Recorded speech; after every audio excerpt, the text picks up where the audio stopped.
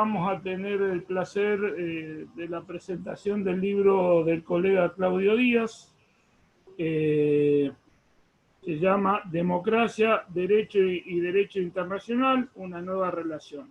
Claudio es abogado, magíster flaxo en Ciencias Sociales, especialidades en Canadá y España, profesor de Derecho Internacional Privado en la Universidad Nacional de Rosario, tanto en Derecho como en Ciencia Política, y en Derecho de la Universidad Nacional del Litoral. También es profesor de posgrado en diferentes universidades nacionales, fue exdirector nacional de la Secretaría Política Universitaria y es secretario académico de Derecho de la Universidad Nacional de Rosario. También fue exsecretario de Ciencia y Tecnología de la UNDEF.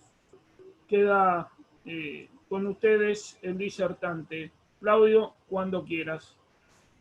Bueno, no sé si Rosa, la doctora Leal, le quería decir algo. No, quería presentarlo, decirle que el título del libro es muy interesante, muy atrapador. Así que bueno, lo escuchamos, doctor. Bueno, muchas gracias. Sí, el título del libro es, como lo marcaba Gustavo, también es un interrogante, ¿no? Si en democracia y derechos humanos hay o no una nueva relación entre eso. Y quiero, en primer lugar, bueno, los agradecimientos del caso. Muchas gracias por la invitación del Instituto a hacer este comentario sobre una problemática que creo que nos interesa a todos los que estamos vinculados al derecho público, o a la política, a la teoría política o a la acción política. Agradecer particularmente a Gustavo, que fue el nexo para poder estar en esto, al doctor Grau, que muy gentilmente me ha invitado, y también la participación del doctor Bota, que como decano de la facultad, más allá de ser un gran amigo y colega en la cátedra, también le quiero agradecer ese gesto institucional. El tema de la razón del libro, me gustaría, ¿por qué esto? Y en primer, hay algunas razones que quisiera explicitar que tienen que ver con un cambio en la sociedad internacional. Hay una serie de cambios sistémicos que nos llevan a analizar la legalidad existente, la legalidad que el sistema internacional y el ordenamiento jurídico internacional nos entrega a nosotros desde el derecho internacional público, donde podemos ver que van a convivir tradicionales, y yo le agrego otra palabra, tradicionales, viejos y eternos problemas o conflictos o controversias, con nuevos desafíos que se tiene que plantear y que necesariamente el derecho internacional tiene que abordar. Digo esto porque hay una serie de nuevas normas emergentes, ha llamado la Asamblea General en algún momento algunas de ellas, desarrollos progresivos o nuevas costumbres internacionales que intentan dar respuestas a esta nueva legalidad, nueva situación, nueva construcción de un ordenamiento jurídico tan particular como es el derecho internacional. Hay algunos temas puntuales que creo que son algunas respuestas que en los últimos años se han intentado. Por ejemplo, la Corte Penal Internacional, la responsabilidad de proteger, las misiones de paz de los cascos azules, que nos invitan a hacer incluso una reinterpretación de la propia Carta de Naciones Unidas. Los cascos azules, sabemos, ¿no? Ese término que en la jerga se usa, son capítulo 6º o capítulo 7º de la Carta. Y como dijo un secretario general, podría ser un capítulo 6,5, porque a veces comienzan por el 6 y le van derivando al capítulo 7º de la Carta. La Corte Penal Internacional ha significado centrar en la subjetividad pasiva del individuo, lo cual también entendemos que es un avance importante. Tendríamos que detener a analizar la Corte Penal Internacional después en su práctica. Estoy hablando en un terreno de abstracción y de evolución del derecho internacional, lo veo como una evolución, como un punto importante, aunque por supuesto deberíamos analizar en la práctica qué resultados ha dado o qué resultados se pretenden. Y mencioné también la responsabilidad de proteger, que es también centrar en el individuo, reinterpretar algunos aspectos de la Carta, y elaborar una norma emergente que aparecía, que es esta responsabilidad de proteger. Sí, ahí sin entrar a detallar la responsabilidad de proteger, ni los resultados, debemos decir que la utilización de la responsabilidad de proteger, en el caso de Libia, significó de alguna forma una mala prensa bien ganada, porque dio toda la impresión de que fue al efecto de cambiar un gobierno, y luego culmina todo eso con la muerte de Gaddafi, con lo cual fue una situación donde pareciera que las razones alegadas estaban cubriendo algunas otras razones para implementar una figura que en la abstracción aparece como muy interesante como respuesta, como es la responsabilidad de proteger. Y en ese nuevo, esta nueva legalidad que se busca desde el ordenamiento jurídico internacional, donde intenté detenerme en este último trabajo, ahí tengo algo escrito sobre Corte Penal Internacional, y ahora justamente estamos desarrollando con unos colegas de Buenos Aires algo sobre las misiones de paz, pero en este texto me detuve en preguntarme, y preguntarnos, y trabajar en distintos ámbitos, si hay un principio democrático en el orden internacional que lleve a replantearnos la relación existente entre el derecho internacional y la democracia. Yo decía que se avisó un cambio sistémico en los últimos años, bueno, y ahora nos encontramos con un mundo de la pandemia, post-pandemia, veremos cómo salimos de esto, pero me parece que en mi criterio creo que es apresurado ir viendo escenarios, como a veces vemos, ¿no?, casi de manera definitiva, que se dicen, bueno, en la post-pandemia va a pasar una determinada situación, o se analiza un escenario. Creo que todavía tenemos que ver ese nuevo escenario. Me quiero detener, hago una nota al pie si se quiere, una nota al pie, para ver, ahí tenemos dos situaciones que son certezas que involucran incertidumbres. Las dos certezas que tenemos es que en algún momento va a haber una vacuna, no sabemos cuándo. Y la otra certeza es que hay una elección en los Estados Unidos, pero tenemos la incertidumbre de quién será el ganador y si eso puede impactar en un sistema internacional cuando salgamos de esta pandemia. Son dos situaciones que creo muy importantes y que hay que estar muy atentos. Si nosotros leemos, en este punto que digo del mundo post-pandemia, algunos discursos hace muy pocos días en la Asamblea General de las Naciones Unidas, fundamentalmente el de Donald Trump, el de Xi Jinping y el de Guterres, el secretario general de la organización, el tema vacuna y pandemia están absolutamente presentes. Muy interesante de ver, no sorpresa, el de Trump, donde su discurso es, también en este tema, América primero, echar culpas al resto del mundo, fundamentalmente a China, y decir, nosotros vamos a trabajar para cumplir con esto de América primero, por una enorme subestimación o desprecio a cualquier canal institucional. Por el otro lado, el discurso de Xi Jinping es muy interesante, porque aborda el tema, y dice, bueno, tendrá que ser algo que se vea en la comunidad internacional, que si alguno lee los discursos sin saber quién lo dijo, podría interpretar que lo está diciendo un líder de la otra parte del mundo, no Xi Jinping. Y Guterres, claramente diciendo que la búsqueda de la vacuna y la salida de esta situación no puede ser un regreso a los nacionalismos. Incluso utiliza un término juntando vacuna con nacionalismos. No podrá ser una vacuna nacionalización la salida de la pospandemia. ¿Por qué digo esto? Porque la velocidad, esto que yo marcaba como nuevas respuestas que pueden darse desde la legalidad internacional, rápidamente el mundo podemos estar prontamente en un sistema internacional diferente al que podemos estar analizando. Y ahora sí me voy a centrar en lo que fue la preocupación de este texto. Si la democracia y el derecho internacional entablan una nueva relación. Hay también un cambio sistémico importante que al menos en nuestra región impacta fuertemente, que es el escenario de fines del siglo XX y principio del siglo XXI. ¿Por qué impacta?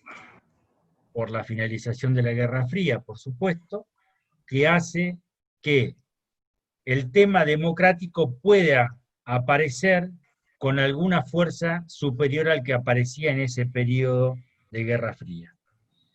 Y si me permiten unos breves minutos, me gustaría marcar 3 cuestiones de este comienzo del siglo XXI, donde combina una unipolaridad militar de los Estados Unidos, generando una asimetría en cuanto al poderío bélico, realmente inédita, y por el otro lado también una relativa pero creciente multipolaridad política económica compartida por los Estados Unidos con otros estados, fundamentalmente Rusia, China y el espacio europeo contemplado como Unión Europea. Segundo rasgo, un desplazamiento notable del centro de gravedad, el centro de gravedad mundial, donde ese núcleo onusiano post-Segunda Guerra, conformado por Europa y Estados Unidos, se produce un corrimiento hacia el Asia-Pacífico a partir de algunas transformaciones que se dan en planos demográficos, económicos y geopolíticos. Y el último rasgo que me gustaría mencionar en el contexto en que se da esta reflexión es el juego que ocupan los bloques de estados emergentes o espacios regionales. Y ahí nosotros nos vamos a centrar en lo que es nuestra zona. ¿Por qué marco estas características del siglo XXI? Y los primeros minutos los utilicé para decir, hay algunas normas emergentes, desarrollos progresivos, costumbres, reinterpretaciones, que pueden marcar una nueva legalidad. Porque conviven esos viejos problemas pensados en el mundo onusiano y viejos y eternos problemas con nuevos problemas, con nuevos conflictos, con nuevas controversias. Bastaría ver cualquier diario de hoy para ver la situación generada entre Armenia y Azerbaiyán para ver que los viejos conflictos continúan. Bastaría ver los problemas entre China y la India en lo que es en su límite territorial y la disputa de ciertos sectores para ver que esos problemas continúan, o mirar nosotros la disputa de soberanía de manera tradicional con el Reino Unido por las Islas Malvinas. Pero a la par, esto convive con nuevos problemas que ya no son tanto nuevas amenazas o nuevos problemas, sino que resultan interesante analizar que ya no se plantean problemas entre estados o controversias y conflictos entre estados, sino que muchos de ellos se generan en el interior de los propios estados. Y ahí es donde el derecho internacional aparece desarrollando algunas cuestiones de estas amenazas no tradicionales con algunas novedades. Si nosotros miramos nuestro patio, miramos nuestra casa, nuestro barrio, en nuestro barrio vamos a ver que continúan conflictos, tensiones y controversias que durante años se han mantenido y en algunos casos se van resolviendo. De forma tradicional, podemos mencionar los conflictos entre Argentina y Chile, que se han solucionado desde el Tratado de Paz y Amistad con Chile en adelante, los problemas entre Chile y Perú por la delimitación de su mar territorial, que se ha resuelto hace año y medio atrás. La controversia territorial entre Chile y Bolivia, que continúa, pero encauzada dentro de las opciones de posibilidades que nos brinda ese mundo onusiano que decíamos. Pervive en el reclamo territorial de Venezuela sobre Guyana, o las tensiones entre Colombia y Ecuador. Todos ellos son tradicionales conflictos que en buena medida han tenido una resolución pacífica en el marco de la legalidad internacional. Hace pocos años, con una colega, hemos hecho un trabajo acerca de lo que significó en América Latina, en América del Sur, la delimitación de sus territorios de forma pacífica, y que fue un verdadero ejemplo con la utilización del uti possidetis, que luego pasa a ser también tomado por la Corte Internacional de Justicia como un verdadero aporte del derecho internacional regional para el derecho internacional de características universales. Pero decíamos que esas nuevas o amenazas no tradicionales conviven con esta parte, con estos nuevos desafíos que se plantea el derecho internacional. Y me gustaría mencionar, por ejemplo, el Libro Blanco de la Defensa de la República Argentina, que si lo comparamos con el Libro Blanco, por ejemplo, de Chile o de Brasil, por nombrar estados que en otras etapas hemos vivido situaciones de mucha tensión, son similares, pero el Libro Blanco de Argentina nos marca de que sería muy difícil en la interpretación que realizan en ese texto, por supuesto realizado por la defensa, el Ministerio de Defensa argentino, y hace ya, creo que fue en el gobierno, en la anterior gestión del actual ministro, es decir, ya hace unos años que ese Libro Blanco perdura, en donde ellos entienden que la región, es muy difícil que en la región haya una disputa de la forma tradicional o un ataque o un conflicto que se vaya a resolver mediante uso de la fuerza o disputas de las formas tradicionales. ¿Por qué puede suceder esto? ¿O por qué es esto? Incluso en el libro La Defensa se hablan de nuevos desafíos, ¿no? Es muy interesante ver esa postura que tiene la Argentina y que la han mantenido. La han mantenido, digo, a pesar de los cambios de gobierno, ¿no? De haber tenido un gobierno de 4 años de otro color y hoy nuevamente el mismo signo político que gobernaba en aquel momento en que se escribió lo que citaba. Y allí el análisis que podemos hacer son 2 razones. Una exógena, que es la finalización de la Guerra Fría y en consecuencia cambia en muchos aspectos la política de los propios Estados Unidos hacia América. Y otros son razones endógenas, que son los procesos de integración que se han desarrollado en nuestra región desde la vuelta de las respectivas democracias. Entonces todo esto nos tiene que llevar a una reflexión de esa relación entre democracia y derecho internacional. Y adelanto la hipótesis sobre la cual trabajamos en este texto. Es que para la región, para nuestro continente, tanto intraamérica como interamérica, ha tomado relevancia un principio que podemos llamar un principio democrático por sobre el principio de no intervención. Podemos decir que esto lo podemos trasladar como principio universal, nos parece, al menos nos parecería apresurado hacerlo, por varias razones. Pero sí ha habido un cambio notable en la región respecto a este tema. En el derecho internacional clásico, un derecho internacional caracterizado fundamentalmente por sus rasgos diplomáticos, donde son un conjunto de normas de características competenciales, es un derecho no institucionalizado, es un derecho, en alguna forma, como nos dice Pastor Ridruejo, un profesor español, oligocrático en el sentido que las grandes potencias lo perfilaban para sus propios objetivos. Algunos podemos pensar todavía esto perdura, bueno, en alguna medida esto perdura, pero ese derecho fue mostrando algunas cuestiones distintas. Por ejemplo, en hacer un ordenamiento jurídico más institucionalizado, con mayor centralidad en los derechos humanos y el desarrollo de la persona humana, de características o de una tendencia un poco más democrática, no estoy diciendo con esto que sea democrático, digo, con una tendencia hacia esa visión más democrática. Y aún en el contexto de ese derecho clásico, hay aportes muy importantes del derecho internacional americano que tiene que ver con la cuestión institucional y democrática.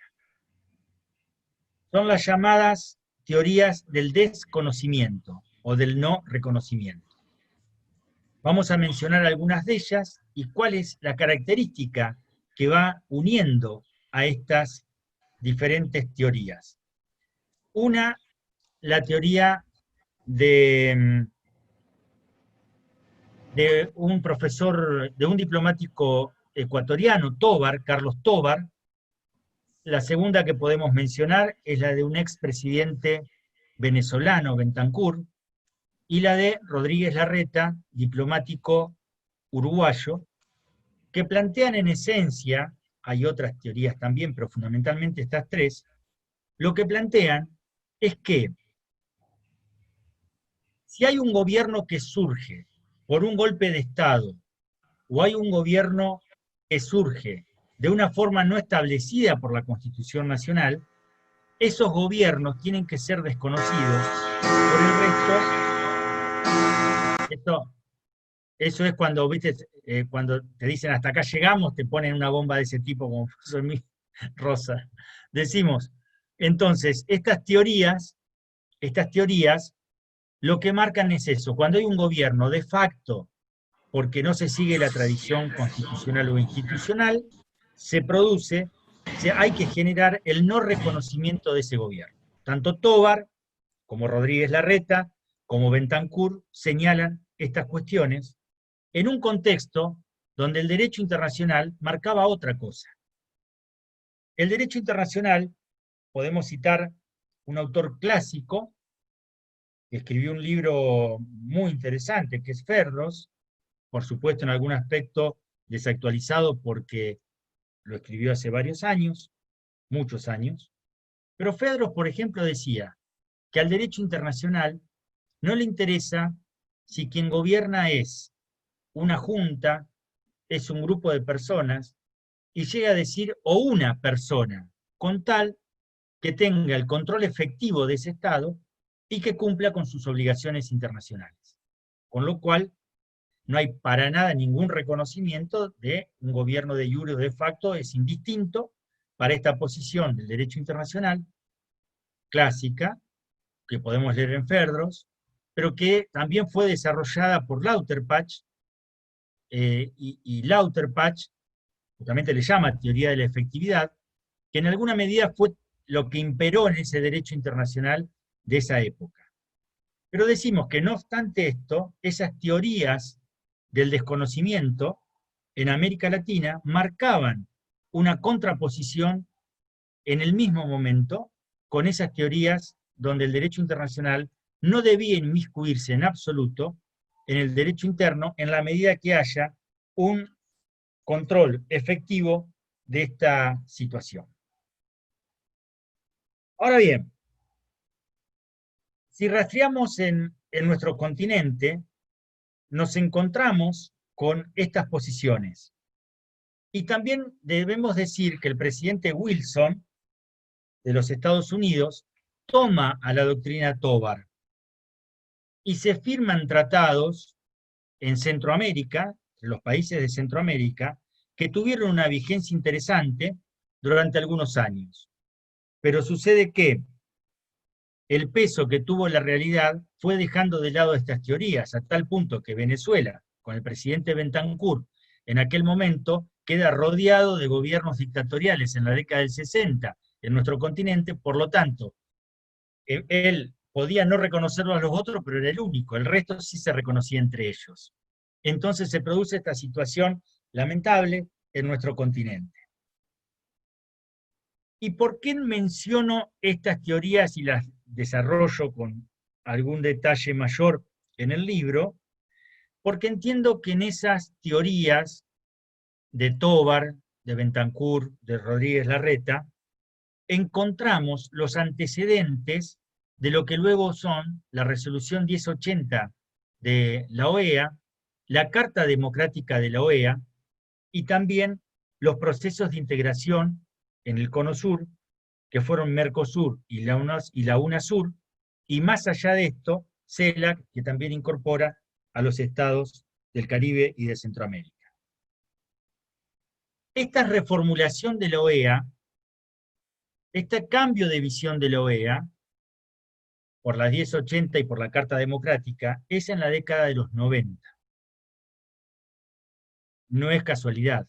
Recién mencionábamos el tema de la finalización de la Guerra Fría, en donde, mencionamos también en el libro, durante la Guerra Fría quedó absolutamente subordinada la cuestión institucional o democrática, quedó por debajo de los intereses del hegemón de la región, los Estados Unidos, en donde priorizaba, por supuesto, los intereses en la disputa geopolítica, militar, ideológica, económica con la Unión Soviética, desarrollando su propia teoría para entender América del Sur, o América Central y América del Sur, basado en la doctrina de la seguridad nacional. Como también del otro lado, Brezhnev desarrollaba la política de la soberanía limitada, en donde en los dos hegemones se dejaba de lado el ordenamiento jurídico internacional, no se respetaba el principio de no intervención y el principio de respeto a la soberanía, en función de los intereses de los dos grandes hegemones. Dos hechos históricos, como la caída del muro de Berlín, como el tema de la desintegración de la ex Unión Soviética, son dos puntos claves que ponen fin a ese momento sistémico. Como dice Eric Hobsbawm, ese siglo corto, que fue el siglo XX, termina con esos hechos. Hobsbawm nos dice que el siglo XX comienza en el momento de la Primera Guerra Mundial y de la Revolución en Rusia, y que culmina con estos dos hechos que mencionábamos, un siglo corto de fuerte impacto. Ahora bien, en los 90 se produce este cambio que decíamos de la Carta Democrática en la OEA, de los procesos de integración en el Cono Sur. Lo que nos tenemos que preguntar es, y acá seguramente se genera debate, cuando nosotros reflexionamos acerca de qué se entiende por democracia y qué se entiende, tanto en la OEA como en el propio Mercosur, qué se entiende por tal.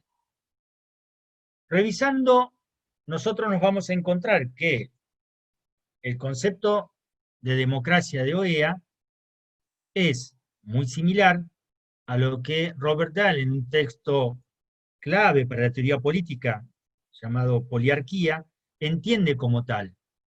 Y ahora vamos a ver algunos elementos solamente.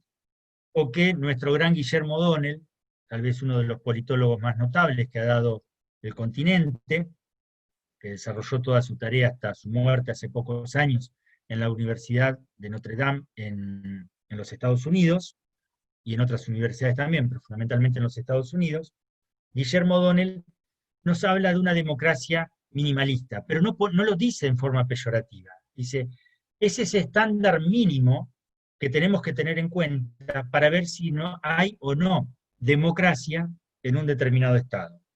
Lo que Dahl llama poliarquía, Guillermo O'Donnell nos habla de esos estándares mínimos, es un umbral necesario para ver si hay o no democracia. Y tienen que ver con algunos elementos. Algunos elementos que seguramente a nuestro colega italiano le parecerá casi obvios, pero que en nuestra historia latinoamericana no lo han sido tanto. Digo, finalización de los periodos de mandato. Digo yo no, dice Robert Dahl y dice Guillermo O'Donnell. Respeto a la libertad de prensa.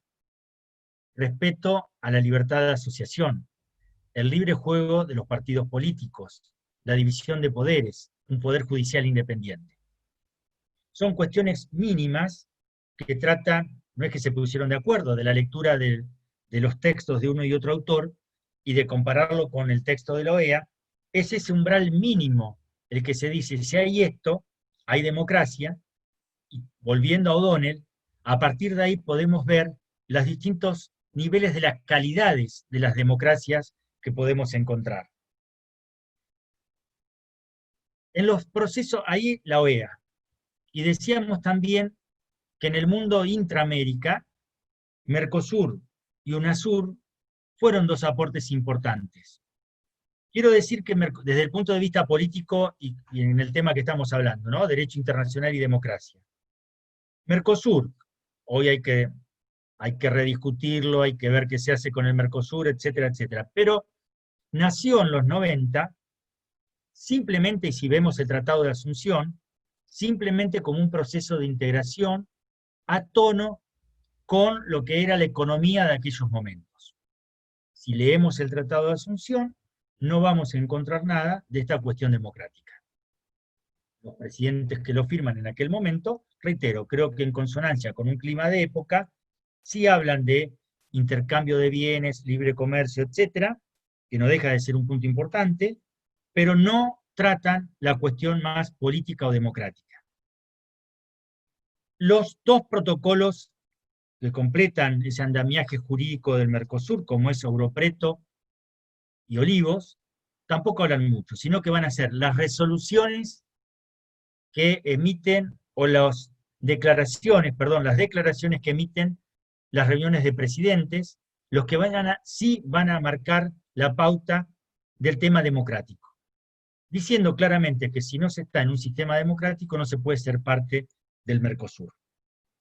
En el caso de la UNASUR, también, tal vez, también en un clima de época diferente, a que cuando se firma el Tratado de Asunción, UNASUR también coloca la cuestión democrática.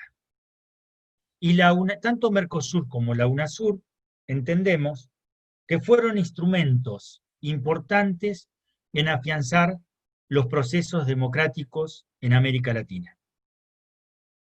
Cito algún ejemplo. Claramente, Alfonsín, cuando asume el primer gobierno de la transición democrática, era consciente de su debilidad, rodeado de dictaduras militares. Y ni bien pudo, se produce un hecho histórico muy importante, que es el Tratado de Paz y Amistad con Chile. Plebiscito en la Argentina que no era vinculante, pero para que el presidente se sienta fortalecido en esa resolución para firmar con Pinochet, que debemos decir que a Alfonsín le dolía firmar con Pinochet. Hago una pequeña nota al pie. Cuando asume Alfonsín, en la primera fila estuvieron los exiliados de Chile, entre ellos Lagos, que después fue presidente. Y la delegación oficial estuvo muy atrás, es decir, a Alfonsín le dolía. Pero Alfonsín tuvo en cuenta eso de trabajar la paz con Chile y también de abrir lo que estaba haciendo Argentina en materia nuclear al presidente Sarney. Y Sarney lo hace también con Alfonsín, política que todavía hoy continúa, que fueron antecedentes importantes de una integración regional que luego se concreta con el Tratado de Asunción.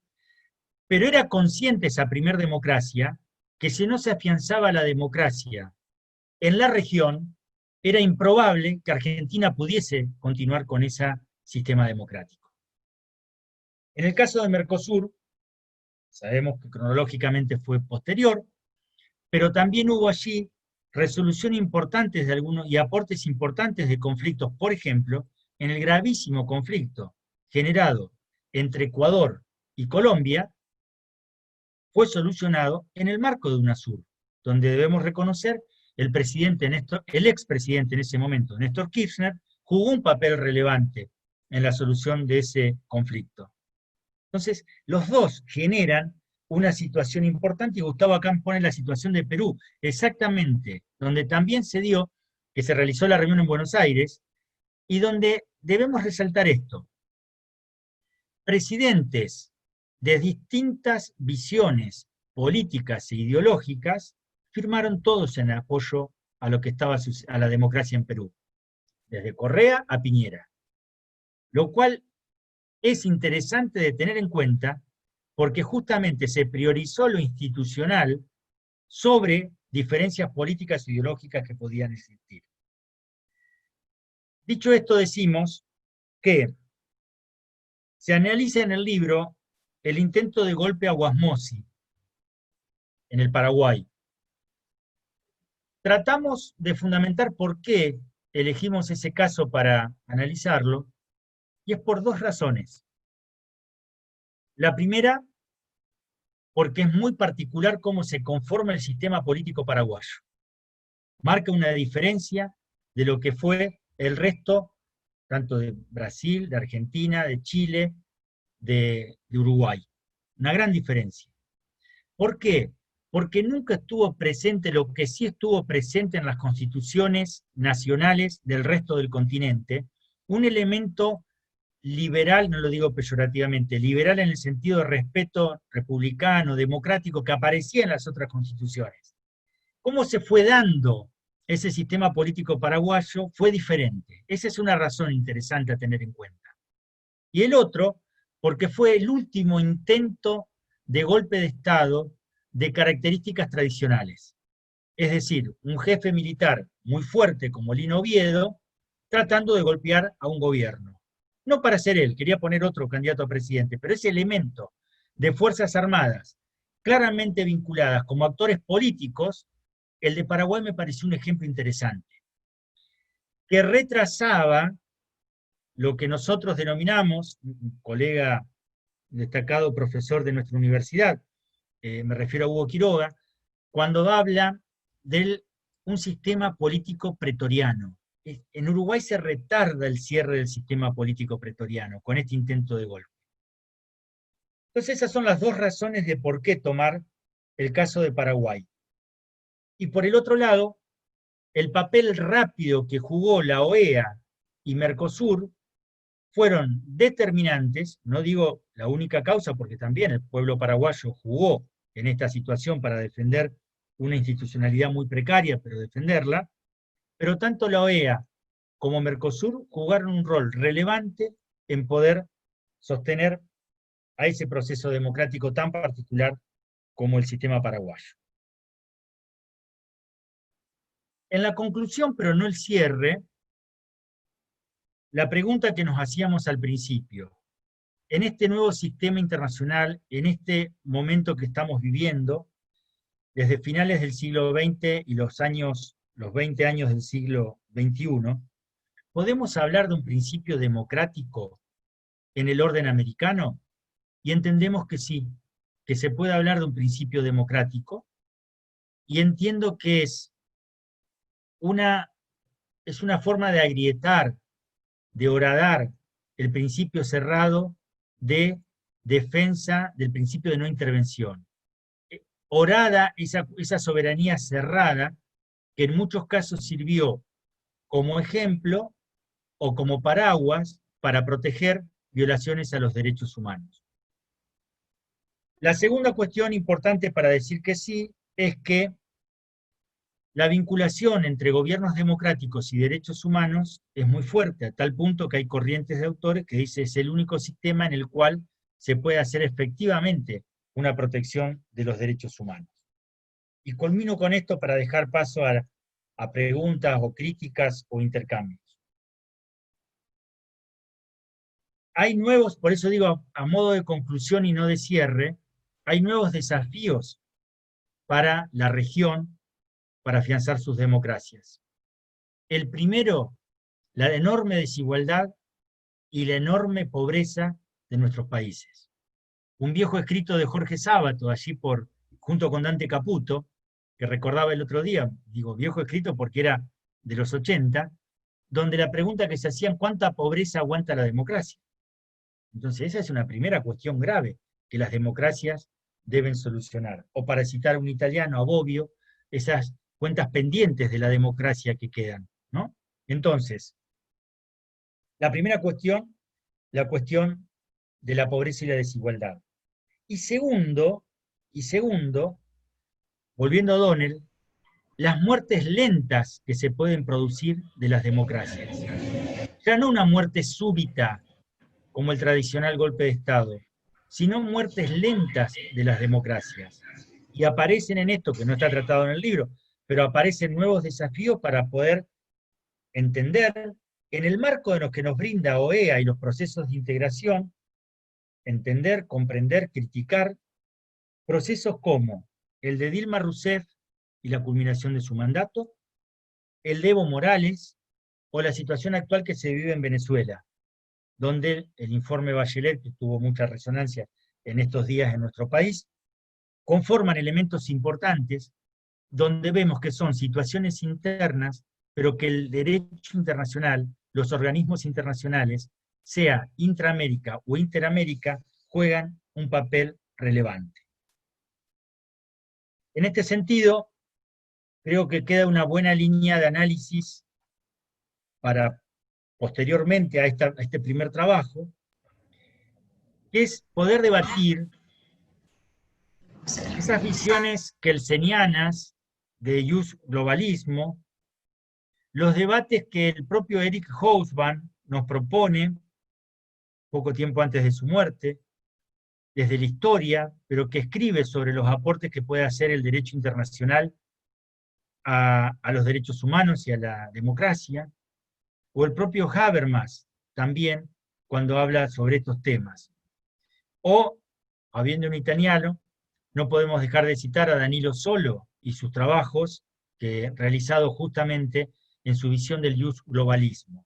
Creo que eso abre una posibilidad de análisis, de poder construir o poder aportar lo que podemos hacer desde estos lugares de reflexión, para ver si podemos ir construyendo esto que denomino, pero que puede tener otro nombre, como una nueva legalidad frente a realidades diferentes que nos muestra el sistema internacional y que nos muestra la relación entre los diferentes estados y la construcción de principios, de características regionales, como entiendo que el principio democrático se ha ido construyendo en el derecho internacional americano.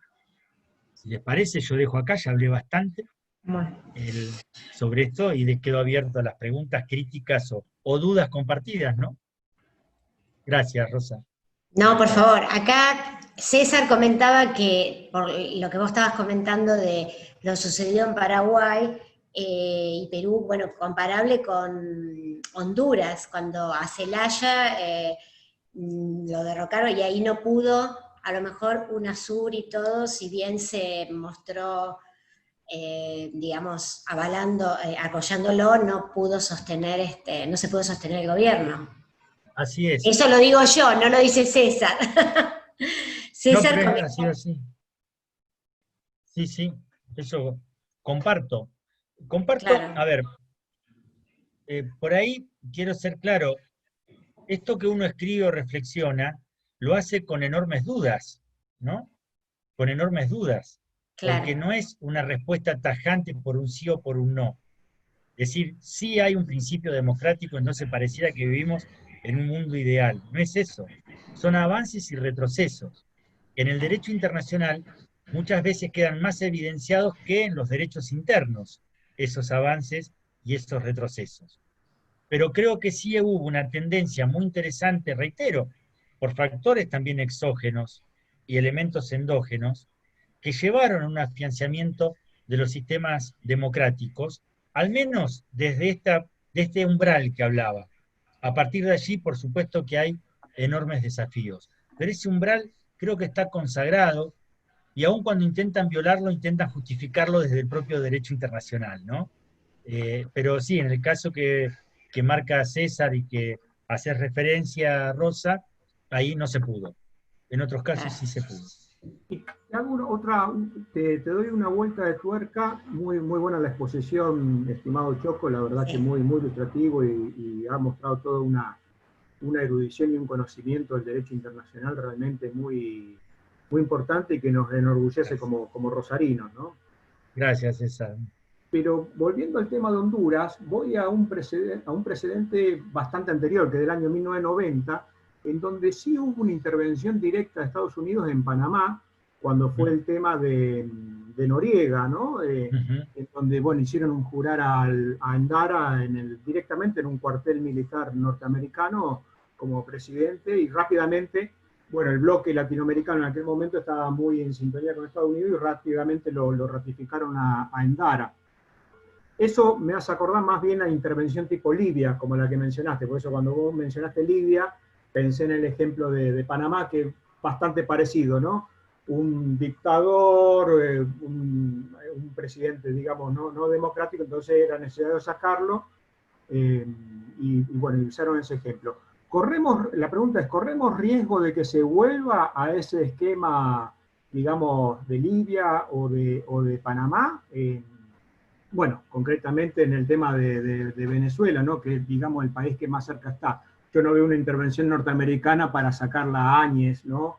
O para sacar a algún presidente, digamos, que sea más bien afín a ese bloque, pero creo que una intervención militar o de tintes más violentos y no tan, digamos, un poco más disfrazados en cuanto a los métodos como usaron en otros casos, como Dilma Rousseff, como Lugo en Paraguay, me me parece que sería de consecuencias inconmensurables, teniendo presente también, y te doy pie, el tema de la injerencia de China en América Latina, ¿no?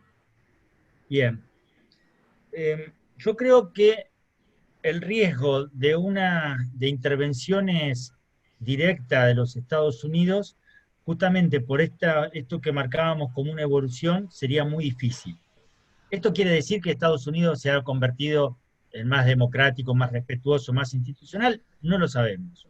Pareciera que no, al menos en esta presidencia, ¿no? Pero sí ha habido una evolución de la propia América del Sur en esto.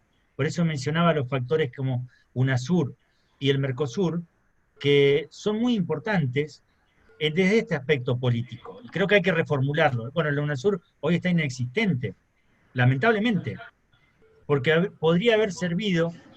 Si me puedo detener un segundito en esto, si me permiten. El gobierno de Macri, o su política exterior, marcaba que la UNASUR estaba muy ideologizada. Pero él actuó extremadamente ideologizado también. Entonces, sí había una mayor coincidencia entre los presidentes cuando la UNASUR comienza a funcionar. Pero el tema es, y justamente nosotros somos gente del derecho, es poder tener soluciones en base a normas jurídicas y no tanto a si me gusta o no fulano o mengano. Entonces, ese debilitamiento de la UNASUR, también no podemos saberlo, pero tal vez una UNASUR funcionando hubiese servido o hubiese sido una herramienta, no sé con qué resultado, pero tanto en Bolivia como en la situación de Venezuela, como en la situación de Perú, que también es muy endeble desde el punto de vista de lo que está viviendo su presidente y su proceso democrático. Entonces, fue un error ese. Pero digo, a tu pregunta concreta, no sé si los Estados Unidos se vuelven o no más institucionalistas o más democráticos en su zona de influencia. Lo que digo que ha habido un desarrollo y una cierta madurez en América del Sur para que aquellas viejas teorías queden plasmadas en tratados o en declaraciones presidenciales en el marco de Mercosur y de la UNASUR. Por eso lo veo difícil. La situación de China, que es un jugador clave también en Venezuela, sabemos que la importancia de la elección de una asamblea venezolana, de un proceso eleccionario como se va a desarrollar, si mal no recuerdo, en diciembre, tiene una importancia clave porque podría habilitar explotaciones petroleras tanto en China como Rusia en Venezuela. Entonces, China es un gran jugador en Venezuela. Y hay cierto temor de Estados Unidos de cómo puede influenciar China en América del Sur. Pero voy a ser contundente y tal vez doloroso para nosotros. Hará 10 días atrás, tuvimos un encuentro con un profesor y periodista de los Estados Unidos acerca de la situación que se vive en el proceso electoral de Estados Unidos y ante la pregunta si de triunfar Biden iba a cambiar la relación con Argentina de Estados Unidos, cómo estábamos en la agenda, y además por el temor de que China pudiese tener una injerencia fuerte en América del Sur. La respuesta de este profesor fue: Argentina está muy al sur. Terrible, como diciendo, no entramos en esa agenda, sea uno u otro. Argentina está muy al sur. Esa fue la categórica, la respuesta. Es decir, no sabemos cómo puede, en el caso puntual de Venezuela, China es un jugador, pero también va a ser un jugador, porque muchos analizan, voy a decir muy breve, voy a hacer en esto porque no tiene que ver con el tema de convocatoria, pero si se avisora o no una nueva guerra fría entre China y los Estados Unidos. Bueno, va a haber una disputa como la hay, pero la Guerra Fría, que fue entre Estados Unidos y la Unión Soviética, tuvo componentes que no tiene la relación entre China y Estados Unidos. Si nosotros analizamos las últimas cuestiones de China, lo que mencionaba en las Naciones Unidas, algunas cuestiones en la Organización Mundial de Comercio, vamos a ver que hay al menos ciertos acuerdos en reglas comerciales, por más que es ahí donde aparecen con más fuerza. Pero no está planteando uno un sistema y otro sistema, ¿no? Es como decía Hobsbawm, que la Primera y Segunda Guerra Mundial fueron guerras internas, fueron guerras civiles de Occidente, que me parece una definición extraordinaria, de Samuel Huntington, un pensador de la derecha norteamericana, ¿no? Claramente, pero que ha escrito cosas muy importantes. Y acá pareciera que es una disputa, pero no como guerra civil, como decía Samuel Huntington, sino una disputa dentro de un mismo modo de producción económico y capitalista. Entonces eso marca una diferencia de cómo puede ser ese enfrentamiento y las zonas de influencia que puede haber. Pero no lo sé. En el caso de Venezuela creo que es el caso más importante que tiene frente a sí la democracia y los derechos humanos en América del Sur, un caso muy controvertido, y también hay que poner el ojo en Bolivia, ¿no? La situación que se puede dar en Bolivia con las elecciones que se van a desarrollar ahora en unos días. Ahí quería hacerle una pregunta el doctor al Bota, Jorge López Milosevich, y bueno, después si queda tiempo, que nos quedan 15 minutos, ahí seguimos con esto que quedó. Bueno, lo mío es muy breve. Buenas tardes, felicitaciones Choco, felicitaciones. Y te quería invitar a reflexionar a partir de algo que charlamos en oportunidad de la presentación de tu obra en el marco de la comunidad de la facultad. Y es lo siguiente, vos hablas de un principio democrático de derecho internacional americano, de derecho americano. Y si vamos un poquito más allá y damos por cierto esto, lo damos por válido, por supuesto, como es, ¿a qué momento se ve enfrentado este principio? ¿Qué te quiero decir? Hagamos un rápido paneo en el mapa. Y algo acabas de decir, y yo te digo, quitemos Uruguay, más allá de la cuestión publicitaria, mediática, etcétera, en torno a la calle Pou, que desde aquí se está agitando, o Paraguay, te diría con Abdo también, pero después, hay un plebiscito constitucional en Chile en días. El domingo Bolivia, lo dijiste. Lo que está sucediendo en Brasil, bueno, la particularidad de esta explosión popular de Bolsonaro que viene increyendo en los últimos semanas o meses. La situación de inestabilidad de Vizcarra en Perú que dijiste. La prohibición a presentarse a elecciones al 2 veces presidente Correa. Dijiste Venezuela y me permito agregarte Nicaragua también para seguir con atención lo que está en una avanzada casi fascista en algún punto de Ortega.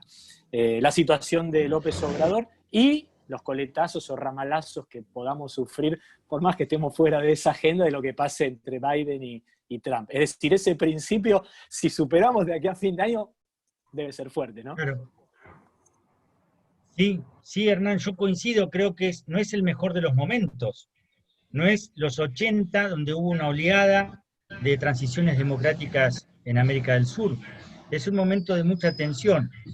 Tenemos poco tiempo, pero me gustaría recomendar un libro que salió hace muy poquito de Pierre Rosanvallon, donde analiza, se llama El populismo, y donde lo analiza dentro de la teoría democrática. Esto es el dato distintivo que tiene, me parece, Rosanvallon, que por supuesto discute y critica al populismo, pero no lo hace con esta cuestión muy banal que a veces lo vemos nosotros a nivel de panelistas, ¿viste? Sino que, incluso, no lo dice Rosanvallon en su texto, pero hay 2 libros anteriores de él que creo que él revé algunas cosas. Cuando habla de la contrademocracia, un libro anterior de él, Contrademocracia, otro que habla de movimientos sociales, revé algunas cosas de esta. Esto me parece que es una buena reflexión. Y otra, que el otro día también intercambiamos, yo anoté el término, hay dentro de estas cuestiones una disputa o ciertas características de iliberalismo. Es decir, situaciones que podemos ver en Venezuela, que podemos ver en Brasil, con características distintas de sus liderazgos, pero es cierto, y liberalismo.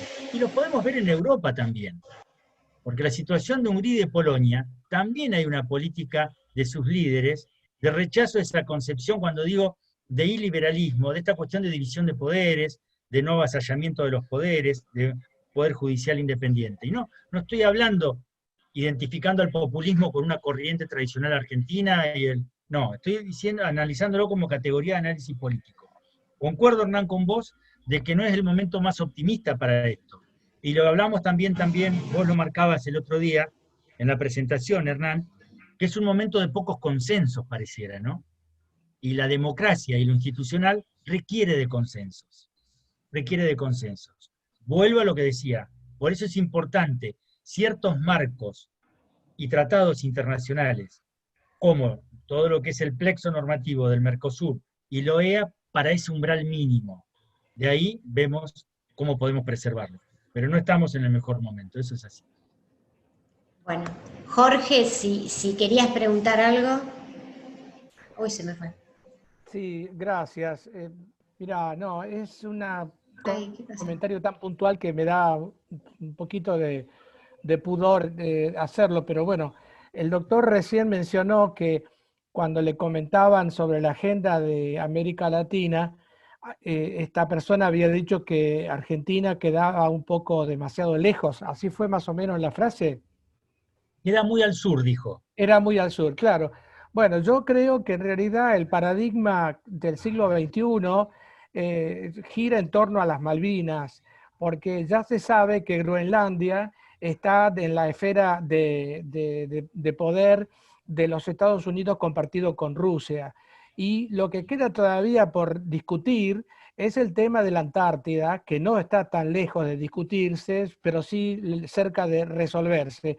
Y en este sentido, que un dirigente o un intelectual diga que la Argentina queda mucho al sur, a mí me suena un poco más como una ironía inaceptable, teniendo en cuenta que las Malvinas son un punto absolutamente estratégico desde lo geopolítico, lo militar y lo que usted quiera. Bueno, eso es lo que yo quería decir, no hacerme eco de ese comentario de ese señor, porque creo yo que la perspectiva de los continentes y de los destinos del mundo van a pasar en lo que refiere al sur, seguramente en torno a las decisiones que se tomen sobre Antártida, Malvinas, etcétera, etcétera, que es un punto clave desde el punto de vista del dominio del Atlántico Sur, etcétera, etcétera. Bueno, eso es más que nada tal vez pensar en una hipótesis de conflicto que no es el tema que usted está tratando, que me parece muy bien y lo agradezco mucho y disculpen la intervención. No, está correctísimo. No, que lo haya mencionado no quiere decir que lo comparta, doctor. Y es más, me ha escuchado Hernán o algún otro, creo yo que la política exterior argentina, un tema clave es Atlántico Sur, lo cual no es solo Malvinas, es Malvinas y todo el Atlántico Sur. Por eso también otra política muy interesante, dos políticas de Estado de Argentina que fueron muy interesantes, fue la delimitación de la plataforma continental de la Argentina, trabajo excelente, y debemos decir también capitaneado durante años por una rosarina, por Frida Armas, una gran profesional de aquí de nuestra universidad, hija de Calixto Armas, que ha sido profesor de muchos de nosotros.